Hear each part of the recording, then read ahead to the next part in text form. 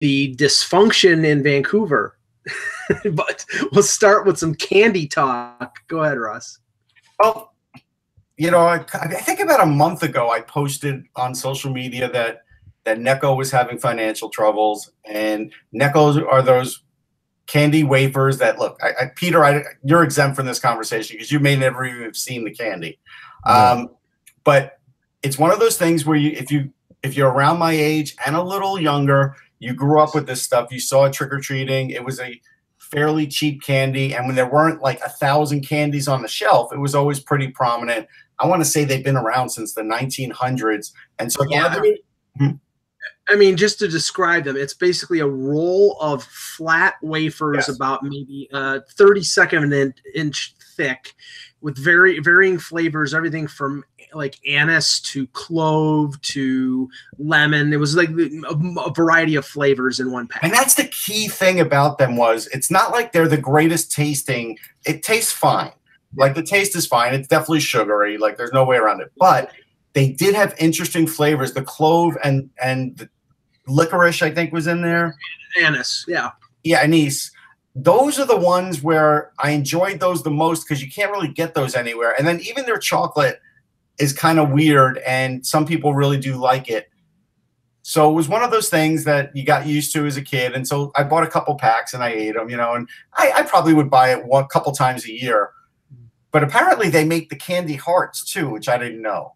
Oh yeah, with the little yeah. So those I wasn't as big a fan of, but I hope somebody did purchase them like they claim they did and bring them back and reinvent them, because every once in a while I just like the taste. It's weird. Go ahead, Anthony. Yeah, I grew up, and Russ knows, Mike Prentice may or may not know as well. My parents owned a grocery store in South Philadelphia. Been around since the 1920s. Recently sold it about 5 years ago, so they're retired. Necco is definitely a candy that we sold in the store. I remember as soon as Russ mentioned it, I was like, "Yep, I remember this." What I remembered about it was so easy to hide them because yes, a little wrap package that was easy to carry. You could slip them in a little pocket, your little pocket, and be able to, you know, if you needed a little quick sugar kick. Do you remember those? They were like strips of like wax paper with like little confectionery sugar, like little dots. Yeah, they still have the dots. Yeah, they were multicolored. It was rainbow from like red at one end to like blue at the other end. God knows what the carcinogen level was with the dyes. And it was too much work. It was too red dye number 9. No, whatever it was, it's going to cause cancer. If you eat too much of this, it's going to give it. They got it from Love Canal, which was an area in Western New York that got banned for like dioxin and PCB. Yeah. No, I'll tell you, and this was weird. We could ask since X here. We could ask him your thoughts on the Necco candy. Right now, they closed the factory. No. No, they did. Yes. That's one of the best how it's made. I'll tell you all about Joe Cola. It's one of the best how it's made of all time. Like, you know, I'm a big fan of the show How It's Made, which is on the channel. Oh yeah, I love that show. Yeah, and that's one that factory is one of the best ones. Actually, to the point where I bought those candies because I saw that show. Not Jolt Cola, Take a Boost. Take a Boost is X's preferred drink. No. I was flipping through the channels a couple days ago, and this movie, which I watched a little bit of, it wasn't the greatest. called Battle of the Sexes, was about Bobby Riggs and Billie Jean. Yeah, I heard about that. Yeah. And he comes out in for the big match wearing a Sugar Daddy's jacket and carrying a big tennis racket. And if you remember Sugar Daddies and Sugar Babies, Sugar Daddy was basically caramel on a stick. Yeah. That's all it was. I liked it, but I don't think it's around anymore. I think they got it. It's the type of thing that you put it in your mouth. Literally, you've been into that. Whatever dental work was in there, right out on that stick. Yeah. Peter, this is the thing I enjoy about going up to Canada and being, you know, so close to the border. I got to enjoy, you know, Canadian candy, and I personally think that Coffee Crisp is the best candy bar ever. Oh, you know what? That's the big one. When my kids used to go out on Halloween and you got the mini Coffee Crisp, yes, my wife and I would totally plunder the candy bags for the Coffee Crisp. I think is this like a coffee flavored Nestle Crunch bar? It's like a big Kit Kat, but it's coffee flavored in the middle. It's it's kind of like a hybrid Kit Kat, but it's square. I like the aero bars. Those are the ones that I like. Yeah. Well, this is the thing that I've never understood. Okay, we have Mars bars in the U.S. Mars bars are basically Milky Ways with almonds. Mm-hmm. In Canada, Mars bars is a Milky Way. There's no almonds. It's just the nougat and the caramel. There's no Three Musketeers in Canada. I'll tell you why there's no There almonds. There used to be Three Musketeers, but it's gone. Oh man, Three Musketeers. So hey, a little thing about Mars bars: if you go to Scotland, you can get a deep fried Mars bar. Wow. Yeah. In America, you can get a deep fried Twinkie. Here's my theory The about Scots deep fry everything. My theory is nuts are way more expensive in Canada than they are in the States. So I bet you M&M Mars probably is like, you know what? It's not worth it to pay the extra over here just to produce it in Canada. Yeah, deep fried Twinkies, deep fried Oreos. But this one I don't understand. Deep fried butter? Yeah. Wow. So you're taking this. That's just people looking for a straight line to just. That's like right out of The Simpsons. What I really want to try, I haven't seen it yet, and I want to actually figure out. I don't have a deep fryer, but I want to try and deep fry bacon. I think that's the pinnacle of deep frying. To deep fry something that is basically fat. Oh yeah, that would just be deep fried fat. Deep fried Crisco. There you go. I'm glad I didn't eat before the show. Yeah, okay. I was like really hungry, one of those things running around like I'm hungry. I'm like, grab something. No, I'll be fine. I'll make it through. No, we're not gonna talk. No cheesesteak, no sub. Come on. I got nothing today. All right. Well, we do have a little bit of news before we start. Well, let's get started. We got news. Okay, then Anthony, then Peter. For the news. Go ahead. Okay, well, let's do the intro. Yep. All right. Hello, Hockey World. It is Thursday, July 26th, 2018. I'm Michael Agello, Necco Wayfair Warrior. I'm Anthony Mangione, Reese's Pieces aficionado. He's almost coming with one of this. Yeah, go ahead. I'm Peter Tessier, who always wants to eat more. Yeah. I'm Russ Cohen. I kind of like them all. So none of you guys are going on this no sugar diet out there. I'm Eklund. You're watching HockeyBuzzcast on HockeyBuzz.com. It's the podcast that comes every Monday through Friday at this time to fill you in the comings and goings in the hockey world. And before we start, Anthony, breaking news. We do. The Islanders have just announced that they have hired Mitch Korn as their director of goaltending. So he's going to be joining Piero Greco in Toronto, formerly of the Marlies, and he will be Mitch Korn as the director of goaltending. Okay, it's interesting because I looked at his Twitter yesterday when we weren't sure what was going on, and it still said Capitals as of yesterday's show. Yeah, wow. This is Lou pillaging the Maple Leafs. He could offer somebody a promotion, and Piero Greco was the goaltending coach for the Marlies, so I don't blame him for taking a job in the NHL. But I had heard that Korn was going to go to the Islanders like a couple weeks ago. It just hadn't happened, and this I think Lou, any chance he gets, is going to like poke and stab at the Leaf organization. I don't think it's that. I get what you're saying, but I think Lou has always shown a love of familiarity for him. Like that, if he knows somebody, he's definitely going to give that person the upper hand. That's the way he plays it. I think that's probably what this is. Mitch Korn will now have to fix Robin Lehner, which I think is doable because, like I said, I thought Lehner had a good year last year. But the problem. One thing I have to wonder, though, Russ, the position being director of goaltending, I wonder if this is going to be more of an overarching thing. And Pierre, I wonder if Greco is going to be more the. I'm sure Greco is going to take some marching orders from Korn, and he's going to be the one that is talking in the goalie's ear. Yes, you're right, but he's still going to have an influence. I think at the end of the day, though, I don't know if the Islanders' defense is going to be so much better than what the Sabres had that's going to be a help to Lehner. So that's where it may still take another year for these kinds of changes to really have a great impact. We'll see. Isn't this more of a Barry Trotz hiring? I would say so. Oh yeah. This guy has followed Trotz to two teams now. Yes. And to have it is a lot of goaltending help for this particular team. When the day and age we didn't have goalie coaches or whatever, it's just like we now have two. that right? But it seems to be the pattern now, right? I mean, a lot of teams now are hiring. You have a regular pro level goalie coach who deals with the pro goalies all the time, and then you've got, like, for example, with the Flyers, we mentioned it yesterday. You got Kim Delaba, who deals with Elliott and deals with Neuwirth. Yeah. And then you've got Brady Robinson, who's the goalie development coach, who goes around with the other prospects and keeps an eye on them all over. So it's more of a pattern, I think. It makes sense. I mean, it is you know, like our buddy Kevin Allen has said before on this show and other places that this sport should be called goaltending.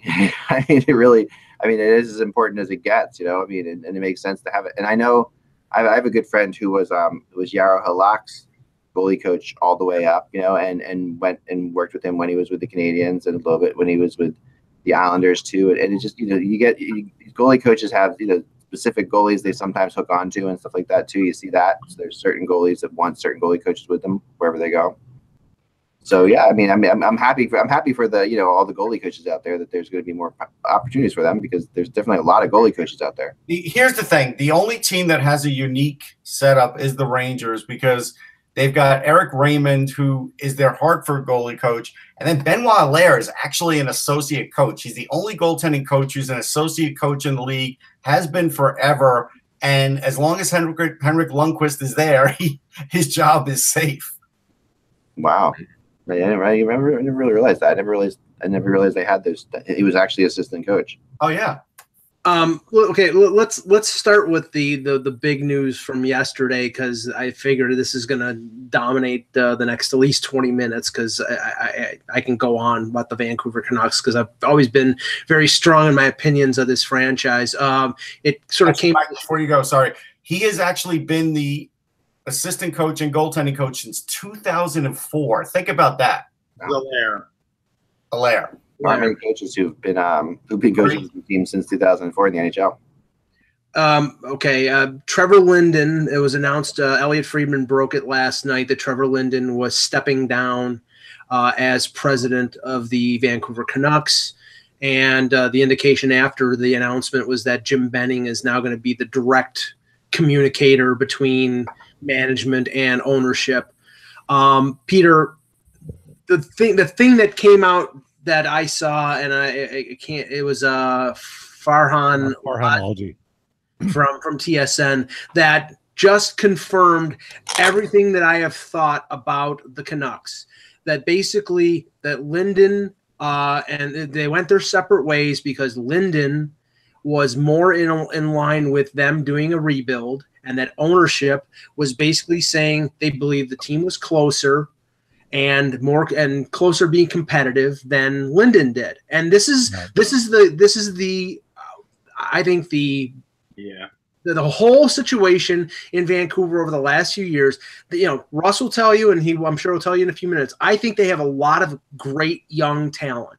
I think their ownership is absolutely nuts, because if they rebuild for 2 years, they get Jack Hughes in the 2019 draft. That team is like Toronto. I mean, they would have, you know, really good young core players, and they have the support players that I think, and the goaltending in Demko, who I think is going to be a really good goaltender, that they could really jump up. But they keep shooting themselves in the foot, and I think it's clear that it's the ownership. Well, there's no question. Go ahead, Peter. No, you go, Russ. I've got a big spiel on this. Okay. You know, I was going to say, look, I mean, there's no question the ownership doesn't want to tear it down. Last year, their attendance is 95.5%, which is light for Canada. Like, you know, for a Canadian market, it should be better than that. Yeah, so attendance is, but then you look at actual seats in the stands. Oh, no, and then it's worse. Tickets, right? It gets way worse. And it's worse. And so the idea is, I think ownership is, you know, worried about, hey, if we do try a full rebuild, how much are we going to lose in the process? So I think they're trying to do both and stay competitive as they can and rebuild a little bit. And they have done a good job bringing in young guys. So, look, if Trevor Linden wasn't on board with that, that's fine. I'm not sure he was that big of a deal in the organization anyhow, to be honest. So I don't look at this as a big loss for the Canucks. People are always going to pick on the Canucks right now, and in that market, it gets crazy. But at the end of the day, I still think they're doing a lot of good things, and I do actually like a lot of their players. And next year when they have goaltending, they might just surprise people. And I think, and Quinn Hughes for sure next year, maybe even this year. You know what? I'm going to take it easy on the Canucks. I am. Well, this problem has gone a long way back. And some people, such as Mike Gillis, knew how to stick handle some of it. Others didn't. And in this case, I think Trevor Linden was brought in because they had a bit of a PR problem. And they had to bring in someone who had a very strong reputation within the fan base and the general community. Linden did. But as reports came out when he got hired, he didn't know, which door was the bathroom and which was the vet president's office. I mean, he was lost when he started. This isn't in his repertoire. He was there as a figurehead. But you get more comfortable, you learn more about the management things, you start taking on your role seriously. I think Linden wanted to do that. It wasn't always cohesive. It wasn't always a correct message. But if you're building an organization, the owner of the business, pick any business. We're just talking hockey, but pick any business. He hires the people to execute what he wants the business to do. Trevor Linden's job is to put the people in place that will execute what the owner wants. But he formulates the strategy. The GM and everyone under Linden are the ones who execute the tactics. Then it goes down to the coach who has the micro tactics of what happens on the ice. And they all have to align. You can't have one out of the other. Well, the one that's always out of the other is the ownership in Vancouver. So I've had a long sort of connection with the Canucks. I used to live in Vancouver. I know some people and blah, blah, blah. Back when the Canucks farm team was the Manitoba Moose in Winnipeg, and Dave Nonis had been the GM, and Mark Crawford was the GM after Burke was fired, and Mark Crawford was the coach. Aquilini got a hold, the Aquaman, as they call him in Vancouver, Francesco Aquilini, his brother. They bought the company after a lawsuit with Tom Gagliardi, who's the owner of the Stars. And for those who don't know, Gagliardi and Aquilini ran into each other in the bathroom during the court hearings. And Gagliardi came back into court and said he was threatened by Aquilini. It's all public record. Like, this is, I mean, it's insane. It's absolutely insane. So anyways, Nonis and Crawford went and met with Francesco Aquilini and said, you have to let us do our jobs or fire us right now. That's how quickly he got involved in the operations of the team. They both went in as a unified force. So your GM and your coach basically say, can us now or get off our backs. Wow. That's how fast it happened within the first year of ownership. And it's never been great. Mike Gillis was able to stick handle it, but he also had success. Right. And then when things started going wrong. So then the Aquilini family gets involved in the interviews after the firing of Alain Vigneault.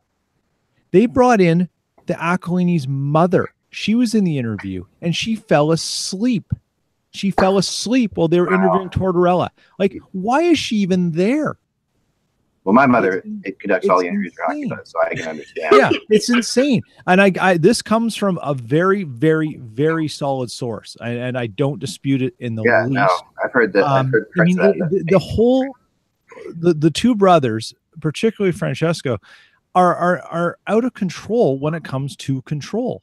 Yeah. They are total and utter control freaks. And it's one thing that manifests itself in the management of the team. It's another thing when it manifests itself in the roster decisions, and that's where I have the problem. You like I said, you have kids like Besser, you have a young goaltender like Demko, you've got Pettersson, who I think is going to be a very good NHLer, and over the last couple of years, the decisions to sign stopgap guys like Vanek and Gagne and Delzato and signing Louis Eriksson. It's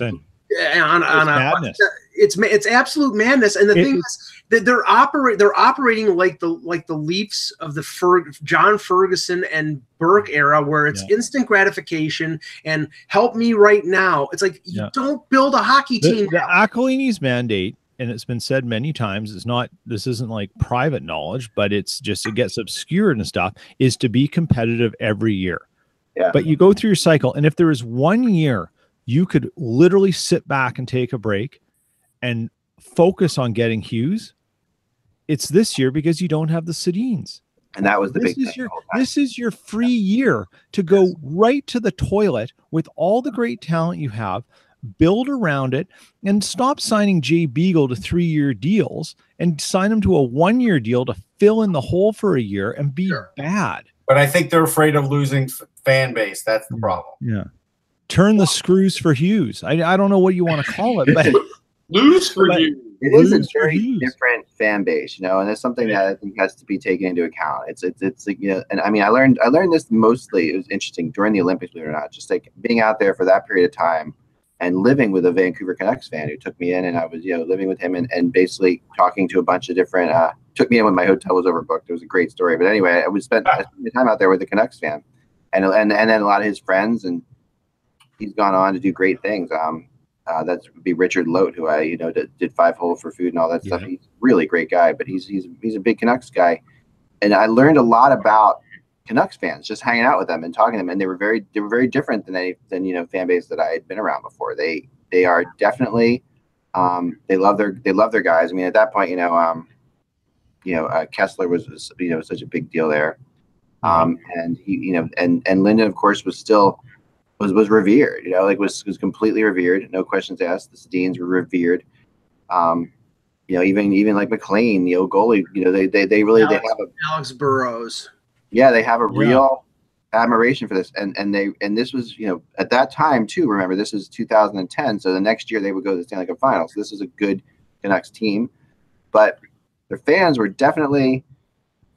You know, I got the sense that they've been bad because they have been bad for a while, but they've been patient, you know, incredibly patient, more patient than you would think a Canadian fan base would be, you know, in general. You have to remember, too, the Vancouver Canucks have been in the Stanley Cup final 3 times. Yeah. Okay. 82, 94, and 2011. Yeah. 2 times they lost in Game 7. The first time they shouldn't have never been there. Yeah. But other than that, that franchise has a terrible historical winning percentage in its 48 years of being. It's brutal. Yeah. And it's going to take them a long time to even be like a historically 500 team. And they were bad for a very long time. Oh, yeah. And I really think it's a misnomer to say that Canadian cities don't have. I mean, I heard forever that Toronto would never have patience for the rebuild, and they bought into it hook, line, and sinker. You're right, and this brings up Peter's point. Good. Great transition, because it brings up Peter's point to a T, because the Leafs fans were okay with the transition once that was evident from the top down all the way through, right? That when they said that, when they made it clear that that's what was going to happen. But it's also the largest fan base in the sport. Yeah, right. They were convinced that they were okay with tanking. They were okay with the fact that they were going to have pain, as we talked about. They were upfront about it, right? But the management and the GM, the ownership, and the coaches were all on the same page. Well, and this is I think an indicator of the difference between the Toronto situation and the Vancouver situation, because what Peter was talking about is Linden was not able to manage up, meaning manage his owners and manage the expectations. Shanahan came in. He was brought in by Todd Lewicki, and the ownership, the MLS and the board basically did not buy in on any kind of rebuild, retool until it was clear that team was not going anywhere. They fired Randy Carlyle, and then Shanahan, I think it was in February of 2015, went to the board and said, okay, our only option is to rebuild. And they finally said, okay, go ahead. Maybe you can't do it. I think you can do it in Vancouver. I think if you explain it to people, but the ownership has to be on board, and it's clear they're not. And I think the only fan base that won't accept a rebuild is the psychotic fan base in Montreal, because Bergevin seems just, I think, held hostage by them, that even if it's the best thing for that organization, they're not going to do it because they're afraid that the fan base will revolt. But there's plenty of teams that will not strip down to the bottom. The Flyers wouldn't do it. The Rangers won't do it. There's a lot of teams that won't do it, Mike. Yeah, okay, I think Montreal, and I think that I've gone on record as saying that's what I like about Montreal. Like, so I mean, and to me, I've always loved that aspect of them. And as a fan, you love that aspect of the Flyers too, because you don't want. I mean, I am not okay doing the big gamble. Like as a hockey fan myself, I'm not okay throwing the big gamble that we might just get, Austin Matthews, maybe. Here's a little bit of an update. Elliot Friedman just posting a few minutes ago. He's hearing that the serious contender for the open job in Vancouver is former LA Kings GM Dean Lombardi. Well, that's not a bad idea. I mean, it's not. I mean, it's not. And I was just about to say, like, the two things. When I think of two fan bases there's a lot of similarities between Toronto and the Islanders in some ways, and you bring in Shanahan, and that kind of solidifies it. You bring in Lamoriello, that kind of solidifies it. In order to make this big change, you really kind of have to have a new person in there who's going to be a big change type person.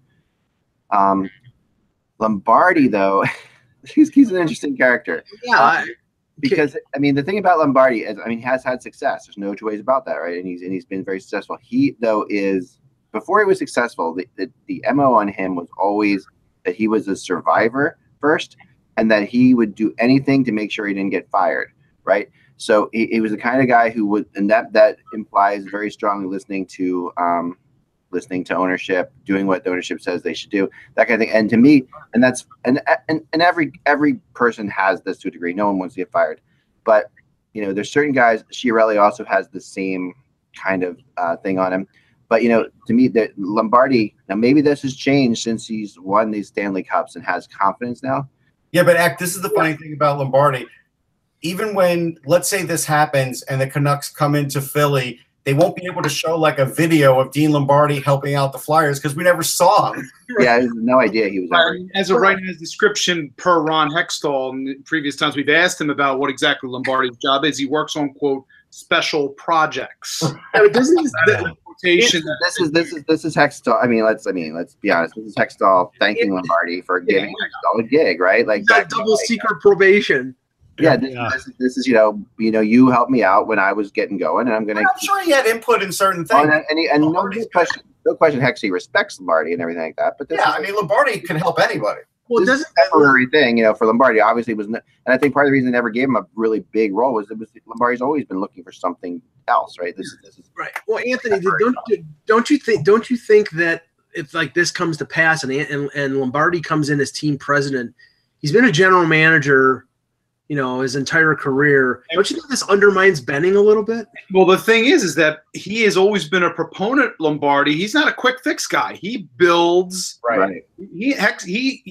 Hextall operates very much from Dean's, what he learned. Yeah, you're right. The building up. So it kind of goes the opposite of what, if it is Lombardi, to me, his pattern has been, he's not a quick fix guy. He's going to build the structure from underneath. So if the report is the reason why Linden and part of it, the Canucks over how quick the response is in terms of their rebuild or using more of a rebuild, it's a muddled message then. Right. No, but you know what? Here's the thing. Benning has always been a talent evaluator, right? Yes. And so at the end of the day, Lombardi could definitely work with a guy like that because he had Michael Fuda in LA.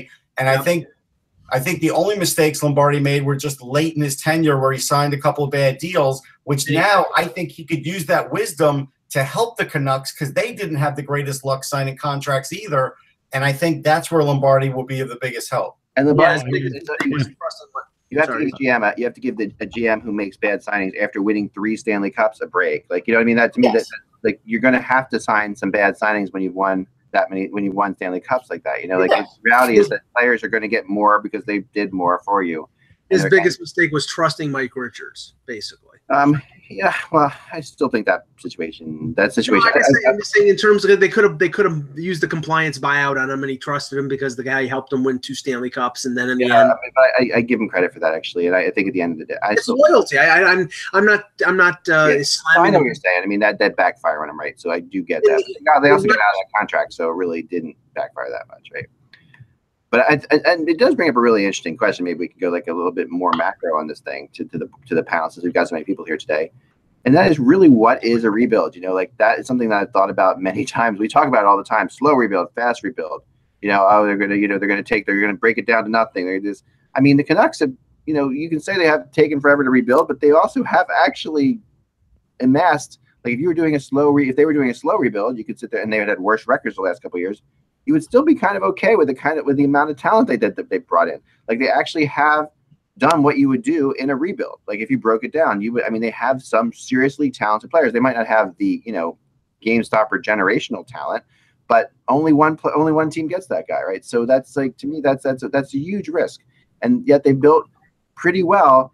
And, you know, and there was the issue that they had the Sedins there still. And that was always something that, you know, so, I mean, what is a rebuild? Like, to me, that is always such an interesting question. Like I'm going through it with the Rangers right now, because for 2 days straight, I've talked different about the Rangers. Yesterday about Panarin and the Rangers. Today about the Rangers and Pacioretty, which is something that, you know, I always, you know, I've said many times, I think Pacioretty is going to end up in Florida long term, but the Rangers might trade for him this year.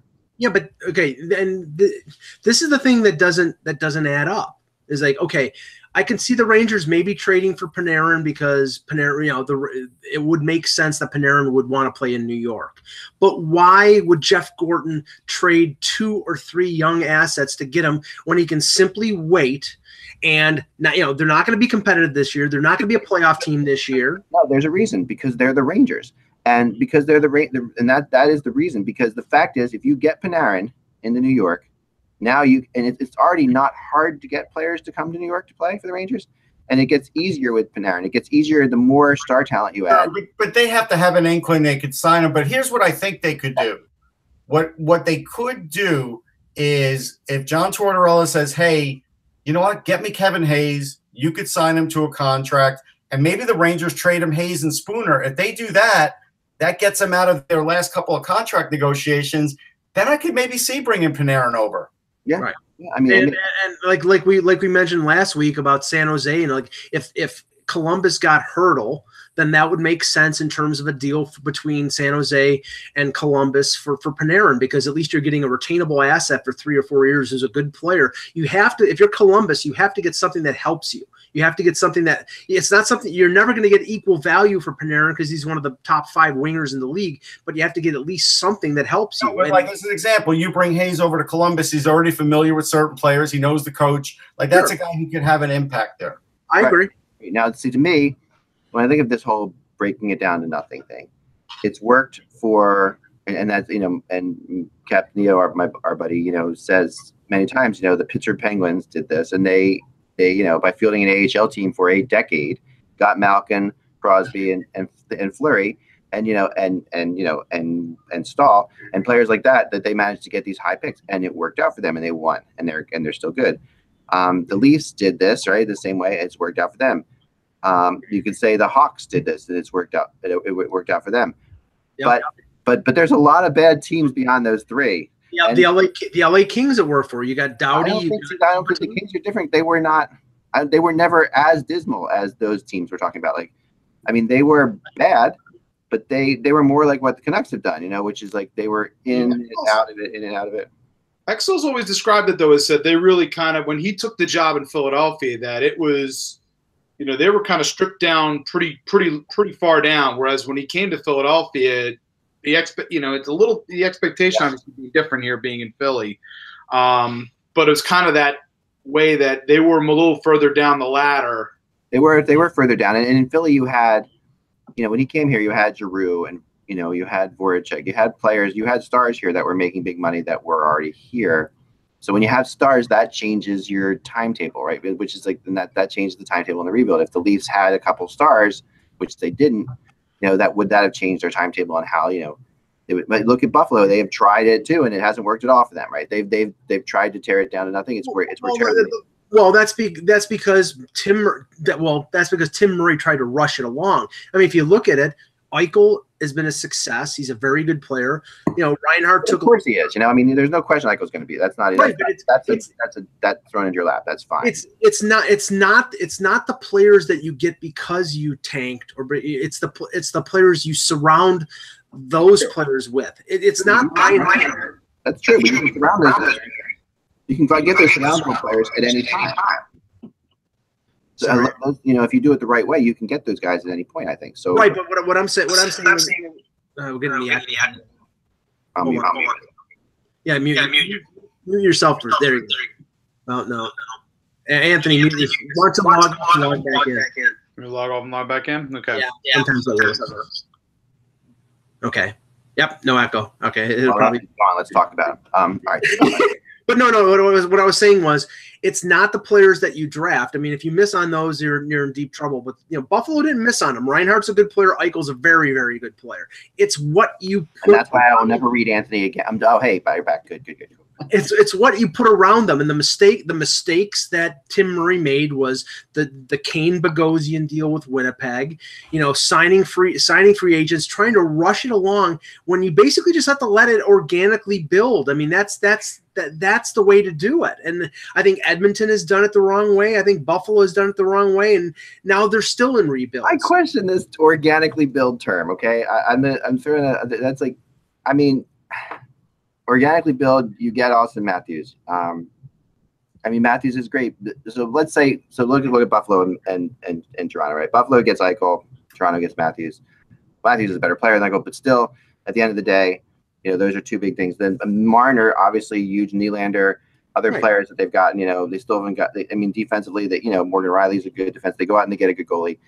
They build, but it's like, how much of that was necessary to break them down to be horrible for 5 years in a row? There's just like how much of that was a really.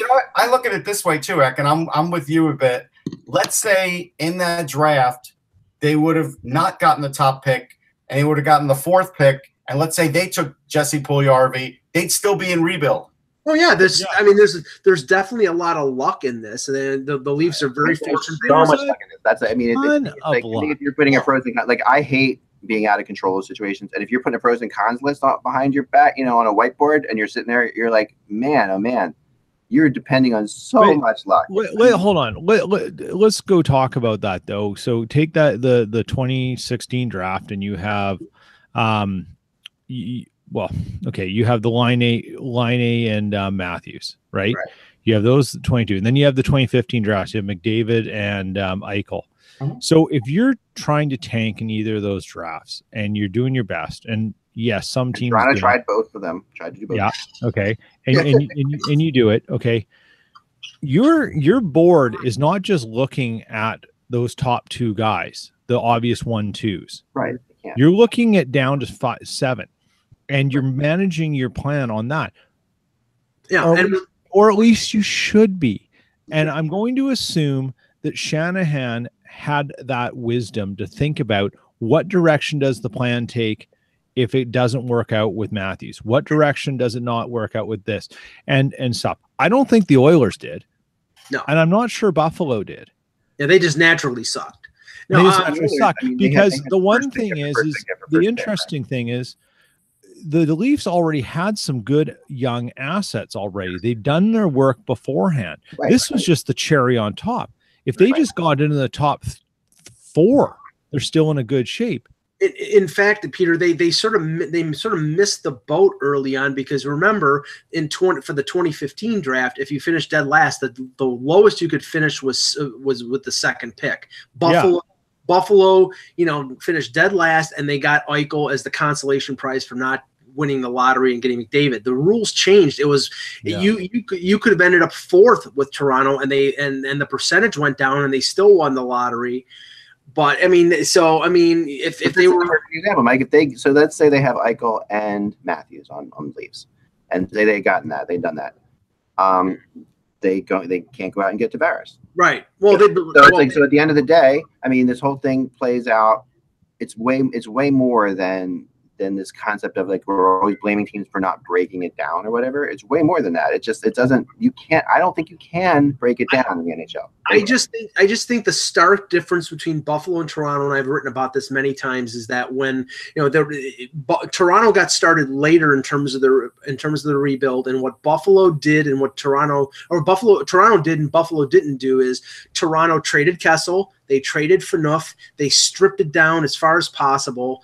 And Buffalo, in the midst of tanking, in the midst of finishing dead last, they make the Kane deal because Kane wouldn't play for the rest of the year because he was injured, and they figured, okay, we can turn this around quickly. But they still finished last, and at the end of the day, this is ping pong ball luck. There was a reason that Kane was being traded. He was a top. I'm not saying Kane was a good move, but I'm saying they did what Toronto did. Toronto got Matthews, and they got Eichel. I mean, they should have gotten McDavid, right? So if McDavid ends up in Buffalo, how much does that change things? And that's what should have happened. And the Flyers should have had Patrick Kane. And these things go on. So to me, and I remember as a fan of the Flyers, the 1 year you wanted them to actually do terrible. You sit there and you watch them get to this first pick, and then they don't get the top pick overall, right? And you sit there and lots of teams have gone through that. Colorado recently, has gone through that too, where they're just like, oh my gosh, we got way far down where we should have gotten. To me, it's so freaking risky to sit there and blame the Vancouver Canucks for not breaking it down enough. I'm saying they're sort of playing. I'm sort of saying that they're playing it down the middle. I think Benning has done a great job, and like I said, it's Besser and Pettersson and Ulevi and Demko. They've got a lot of good young players. Nylander, Marner, and all those guys. You're talking about right, but where I'm saying Vancouver has fallen short is they continue to try to sort of play both ends against the middle, and they say, okay, we can be competitive. We're going to sign Louis Eriksson for $6 million for 7 years. No, that's dumb. It's stupid. I mean, I'm not saying that was a good signing. Obviously, it wasn't a good signing. And then the Leafs made some bad signings along their way too, and so did everybody has, right, in the middle of times when you wouldn't expect, or praise that you were mad at them for making because they wanted to win or make the playoffs. Like last year was the perfect example. We had that big fight about the first round draft pick or the trade last year. At the draft. Please, I mentioned it yesterday. Not trading JVR and trading a second-round pick for Thomas Plekanec was probably the worst move that the Lamoriello administration did, other than the Brian Boyle trade. But how is that the worst move that they've ever done? Because you're not. They were not a serious contender for. They went 7 games with Boston. This is the thing. I can't. They went 7 games with Boston. Plekanec was really good in the playoffs. JVR was good. I mean, you're looking at, and if you don't. I mean, 7 games is a bounce, right? So you get to that point, they could have easily gone to the next round, and then who knows, then, I mean, no, okay. So, I mean, it's hard to sit there. At some point you got to go for it. Life is short, right. But years passing by as we get older. Last year wasn't it. This year might be, but last year was not it. Not with the defense that they had. Not overusing Freddie Anderson, and not trading for a 35-year-old over-the-hill Thomas Plekanec. How is this year different? Who have they added defensively? How are they going to play Freddie Anderson less? And and I mean, to me, this year is how's this year different? They had the best backup in terms of statistics last year. McElhinney had a 2.14 goals against and a 934 save percentage. You don't think he could have started 5 more games? No, I do agree with that, but how they're going to do it differently this year? Are they going to do that? Are they going to start? I don't know. I mean, they made Garrett Sparks might be their backup. I think at the end of the day, this is Babcock. He's going to try to win every game he can, and I think that Montreal. Well, I mean, they have Carey Price. That's their issue. They've got Carey Price, and when you have Carey Price, why can't you be as good as the Vegas Golden Knights? To me, that's how these teams are looking at it. They're saying we've got a great goalie. So.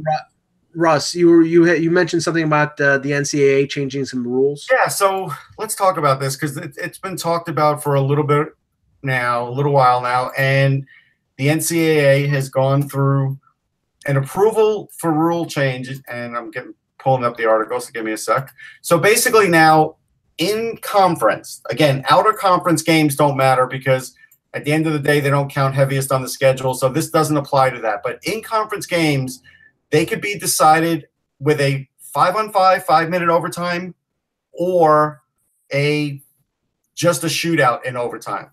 This is now something that they could just decide on. It's like somebody renting the rink an hour from now type thing. They're renting the rink an hour from now, so we got to do the shootout. Is that what's going to be like? Yeah. No, sorry. It's a 5-minute 3-on-3 overtime, and then you could have a shootout or just a shootout. So that's the first thing, but then there's some other interesting ones. And they throw a coin toss in there, just for the hell of it.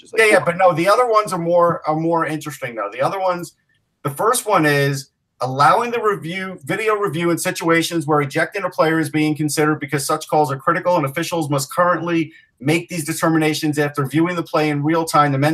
So that's something right there that is very smart and could help the NHL too, because we've seen so many times guys getting away with stuff that should have just been ejected, and then we don't have to worry about what will player safety do because then they will have already done it. Oh, but can you see the immediate problem with this?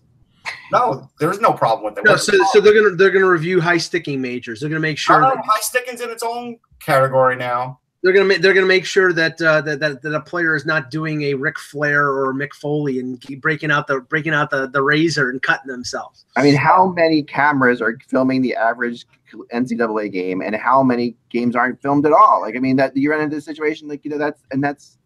I do believe they have less than the NHL, but I also believe when I watch games, they get more of their video replay right than the NHL does. Okay, I mean, but I think that when you're talking about kicking guys out, like, or you know, whether the guy should get kicked out or not, that's all right. So replay, that's fine. I'm great, but I don't think it's a bad idea, and I think it should happen in the NHL. Here's another one.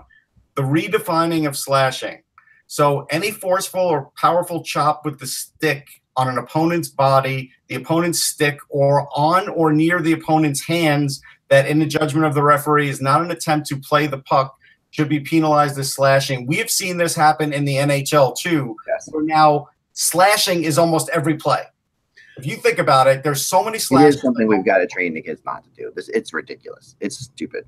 It's habitual. It's like a part of their habits. Like to slow down a guy, you got to get a stick on him. That's what we were taught as kids. But it is absolutely stupid, don't you think? I mean, it's like, what's stupid? The fact that players slash players like they do is. Oh yeah, that is crazy.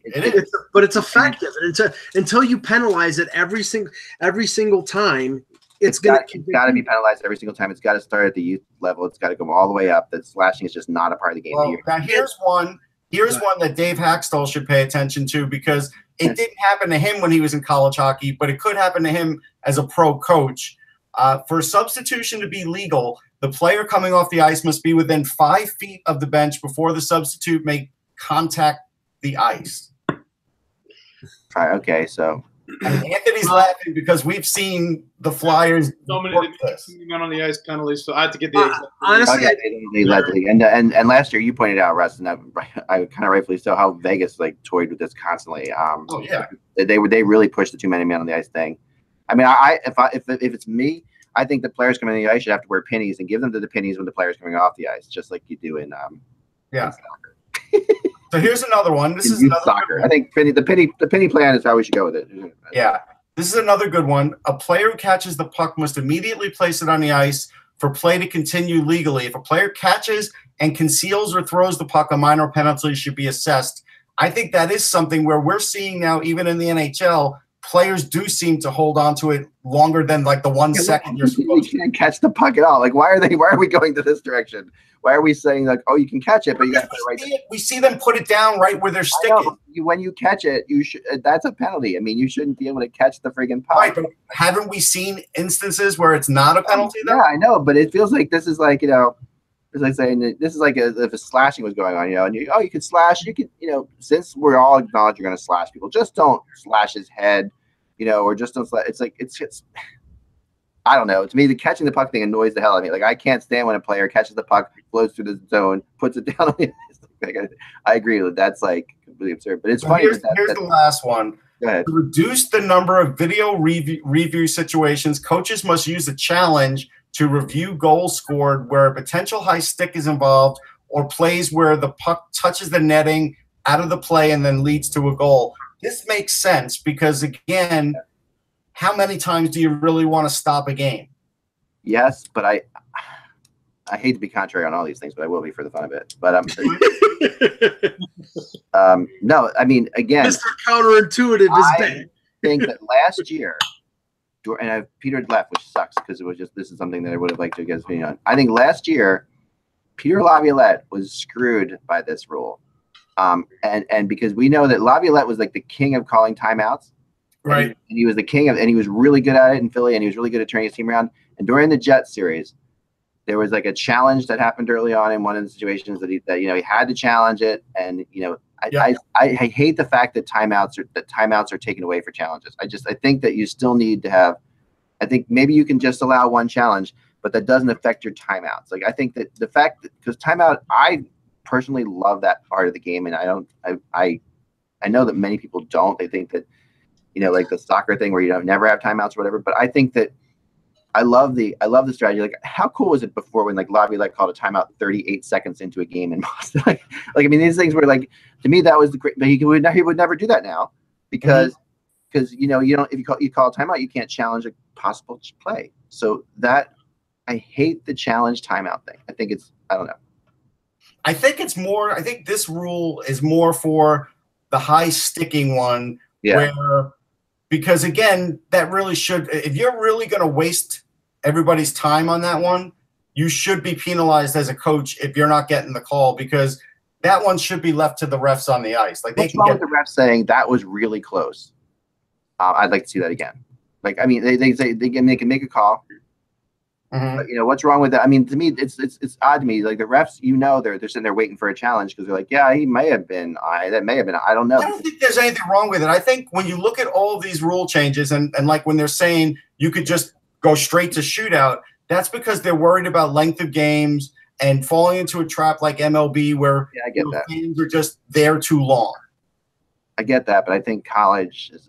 I think this is a weird thing for colleges. I just think that again, I know length of games are strange in college, maybe, but really, if your hockey team doesn't have the rink as long as it wants to, what's going on? Like that's like, why do you care how long a game is in college? Like it's not on. It's probably not on television, and if it is on television, that's I guess I can see that. But and more and more are on TV. I know that, but I don't know. It's also this. That'll definitely never come to the NHL. That's like a rule that'll never. No, that part won't. I think a lot of the others that I read could.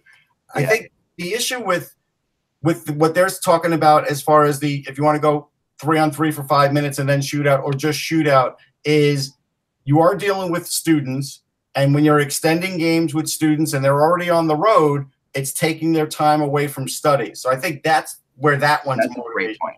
I like that. That's a great point. I'll go with that one. I like that. That's the best point so far. I do. But I'm telling you, the one for the changing, they should do that in the NHL immediately because there is a lot of cheating going on with line changes.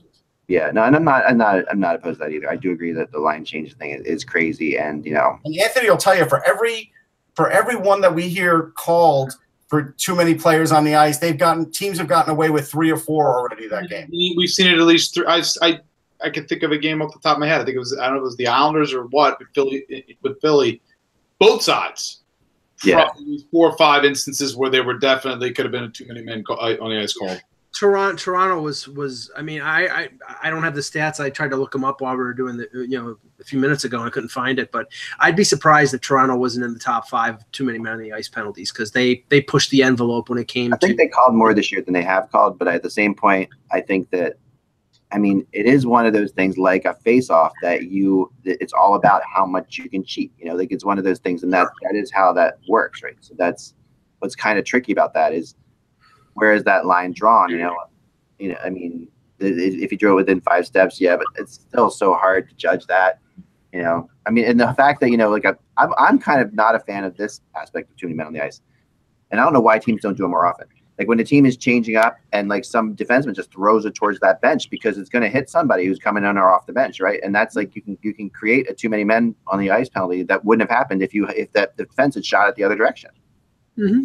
So to me, I don't know why more players don't see the teams changing and throw it towards the bench, just because that gives them a chance. They do it enough. I mean, I see it all the time. It does happen, but I mean, I think that it's something that it doesn't seem like it's conscious. Like where you see like a guy like on the other side of the ice and his easy out is this way, but he sees that everybody's changing and throws it over that way. Yeah, you don't see that. One of the people in the chat room was asking, is there a ref in the box that could look over things in NCAA? I don't think they have that, but I believe I see the refs having iPads that they can look at right away. Do they have 2 refs in all NCAA games? Yeah. They do, okay. I wasn't sure about all NCAA games. Yeah, but I think they have iPad access too. I'm 99.9. If the game's being filmed. I mean, now most games are being filmed these days, and I know that it's easy to put up a couple GoPros and stuff like that, and even film. Like there's things that are being filmed without even cameraman now. But I think that that to me is the tricky thing. Like we really should have just like a couple GoPros pointing straight down from the top of the ice to determine these things in colleges. I mean, it was simple enough to do, just to put them there, and then you could go, if you film in 4K, you could zoom in on anything and be fine. But yeah, that it's interesting. I love the rules talk. I don't know how many rules. The NHL hasn't done a lot of. That's like 6 things they changed in college. Yeah, that's a lot. The NHL hasn't done a whole lot of rule changing in the last couple of years. They've really been. They have done one, and we didn't talk about it, and we should talk about it now because you're here and you're a goalie, and they've reduced the chest pad now of goalie equipment again. Well, that I think is awesome, and I think the goalie equipment is crazy. I think it's ridiculously big. I don't think you should make the nets bigger. I don't believe in that. I believe in making the goalie pad smaller. So if I shoot 107 now at your chest, do you think that equipment's still good enough? Well, I think the technology shows that it is. I mean, it's better than like the stuff that Wayne Stevenson was facing back in. And granted, the shots were maybe 20% slower, but his equipment was definitely 75% worse. So it hurt a lot more. And I still have chest protectors from that era myself that I would never wear playing an open hockey game right now, that we're wearing in the NHL. So that is crazy. I do think, it was funny because I think it was actually Rick Vive interviewed recently about this on XM. And he was saying, they tried to say, well, how good would you guys be in this era? And that's always such a crazy question to ask somebody, from that other era.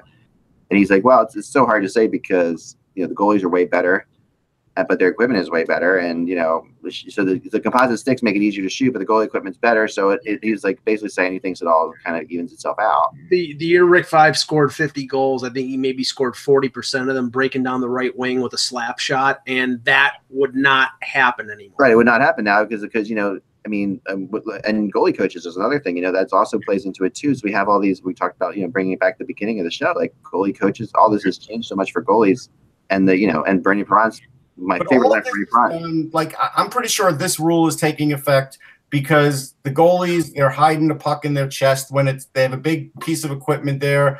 They can, put the glove to the chest.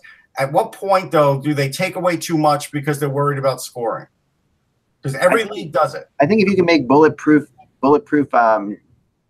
protectors for cops that they can run through, if they barely show through their uniforms, I think you can make smaller chest protectors. I feel like you can. I feel like there's ways to do this that are not that don't, because some of the chest protectors can add a lot of width to the goalies, a lot of height on their shoulders. We've seen that too. I think that they can do that.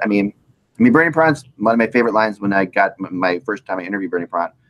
When I asked what the difference was between him now and and the goalies back then, is he's like, we made saves, they stopped the puck now, which is so true. Like that is the goalies now stop the puck, where Bernie Perron's era they actually made saves because they had smaller equipment and they weren't in the butterfly and they had to make saves. It was all about reflexes. So you may know the answer to this. This came out of the chat room. I believe that they're iPads that they're using in NCAA. One of the people in the chat room thinks that the NHL is using Amazon Fire tablets. Do we know that? That would be pretty cheap. No, they're using iPads. They are. Okay. I know the Wild use an iPad, but I don't know if everybody does. I'm sure in the NCAA team, there's a huge price difference there. I would think that NCAA. Yeah, but they're built into the school budget, right? Like it's just, to me, the NFL is using like Microsoft. What do you call it? Microsoft Touch. Actually, I can see. This is what I can see. I can see I'm like Microsoft's not Touch, whatever it's called. Yeah, I'm a woman who plays field hockey, and they won't give us any new sticks this year because they're putting $1,500 into the iPad Pro for the men's ice hockey team. Right there, you go. Perfect. Thanks, Anthony. Thanks for joining us. Definitely. And so finally, rumor world a little bit today. Like I said, I was talking to. I've been chasing down the Panarin thing a little bit more, and I had it yesterday on the blog that the Flyers actually, along with Montreal, were the two teams that were the most aggressive. And the Flyers had the most to offer, according to my source. And then you also still have other teams who are obviously still very much interested in this. The Rangers being one of them. The same thing goes with Philadelphia. That goes with I think other teams. Is like First of all, you can say I'm wrong. I don't consider Philadelphia a serious Stanley Cup contender this year. Without the goaltending, they're not. I think they've got really good young defense. And the addition of Van Riemsdyk will help them up front. But unless you're talking about a Panarin for Simmons deal, or it's an exchange of guys, and you think then Columbus thinks they could get Simmons signed up long term, I don't see Panarin re-signing in Philadelphia, and I don't see Philadelphia adding another high-priced forward to go along with Giroux, Voracek, and JVR. So I don't know. They were upset that they didn't talk to Tavares. I mean, think about that. That means that was like a sign that they have in their head, at least Hextall has in his head, at least a budget that he can do something like this with. I mean, that's because, and I do think it would require Simmons to go, but then at the end of the day, the cap goes up, and Panarin apparently has said Philadelphia is one of the teams he would play for. So I mean that I have heard a couple times now. So here's the thing about the Flyers. I think they will compete because for as long as teams like the Rangers, Devils, and Islanders are sort of up in the air, it's the same as the Phillies right now in baseball. Like the Phillies are going to make the playoffs whether they're really that good or not because the East is bad. Right now the Metro is compromised to a bit, and so I think there's an opening there for them to still make the playoffs and still not be as good as they're going to be, even with that goaltending. But I think the most misunderstood upgrade they made was Christian Folin. He's better than Brandon Manning. That was a really good upgrade that will help them throughout the year. Right? Yeah, and JVR is a huge upgrade too. I mean, yes, but if they lose Simmons at some point, which I think they will, it'll counter that. But this year, particularly, I think they'll have both, and I think they'll manage most of the year. I think but we were talking about this on previous shows, and the thought is that if they don't get Simmons signed on a contract, and right now, I'm not sure who has the leverage. It makes more sense, even if they're in the playoff race, that they trade Simmons at the deadline because it's the argument of get something for an asset or let him do that. Get nothing. Hextall will never do that. He will not.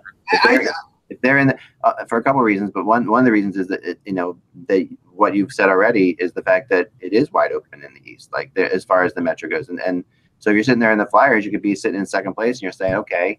It's wide open in terms of getting in the playoffs. In terms of being a serious contender, I think there's maybe three teams, and that's about it. It depends. I mean, you're right. I mean, obviously you've got to deal with Tampa, but it depends on a lot. I think it depends on so many situations. I mean, and it also depends on where.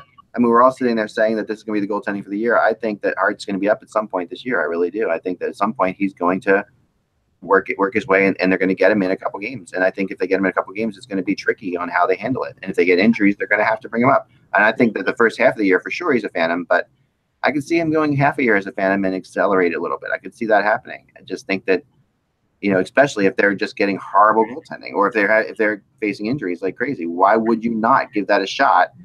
If you bring him right into the NHL, that is a huge risk. But if he's for the long term development of him, if you rush him too early, especially you also have Simmons and Van Riemsdyk this year. You have there's a little bit of a window made by that. I think that Simmons is going to go away, and at some point probably here. But when you have it doesn't matter for the development of the player. You don't worry about that. Right? Exactly.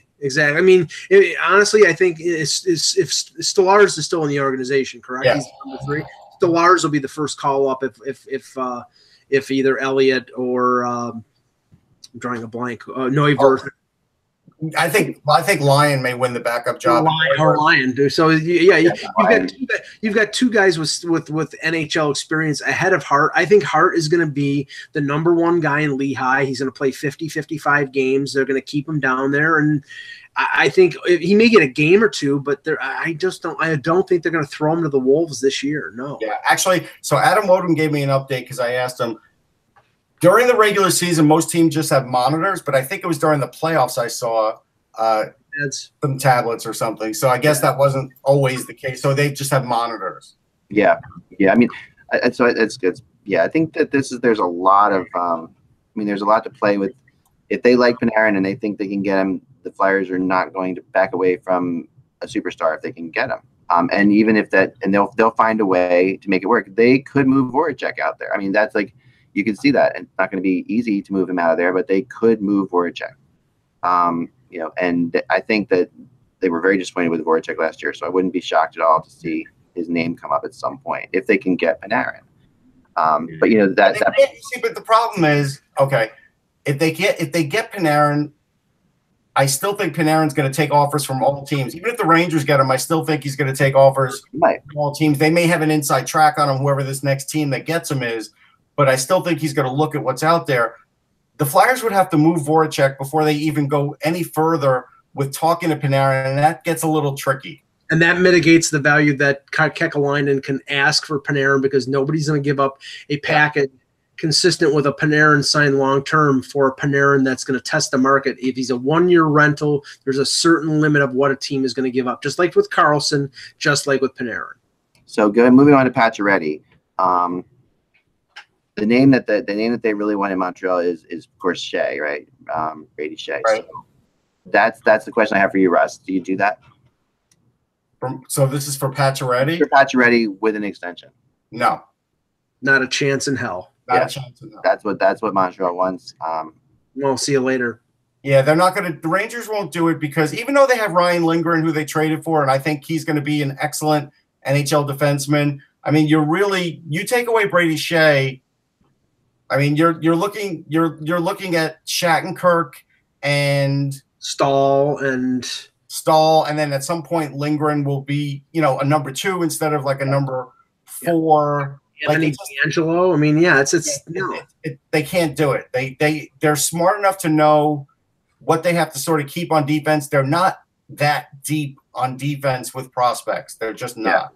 Yeah, it makes sense.